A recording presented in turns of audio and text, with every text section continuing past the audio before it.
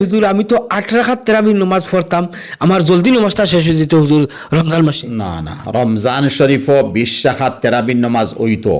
আর নবীজি ফরমাইছেন আলাইকুম বিসুন্নতি ওয়া সুন্নতিল খুলাফাইর রাশিদিন আল মাহদিয়িন আবু বকর, ওমর, উসমান, আলী রাদিয়াল্লাহু আনহুম আজমাইন। আমার পরে এরা যেখান হইবা, যেখান করবা, যেখানের আদেশ দিবা, যেখান থেকে নিষেধ দিবা, এখান মনে করিল আমি নবিল্লা খান এরার পদাঙ্ক অনুসরণ করা তোমার লাগি ওয়াজিব।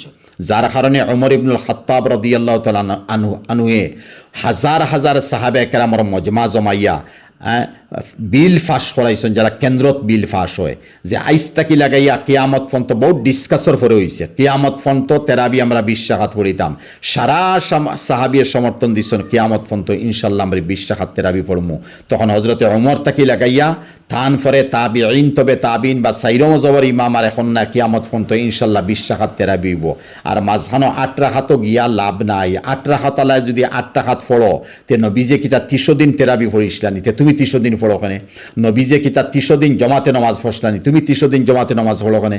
নবীজে কিতা 30 দিন খতম তেরাবি পড়িতে সময় কোরআন 30 পারা পড়সলানি, তুমি 30 পারা পড়ো ওখানে। তে বুঝা গেল, আমি তো বুঝা দরকারি কথা যে সাহাবায়ে কেরাম তাকি কেনাইছে আর বড় বড় বুজুর্গ হলে আর বড় বড় মুস্তাহিদিন হলে এই মাতিকান সামনে আনছেন, আমরা মানিয়ে চলো।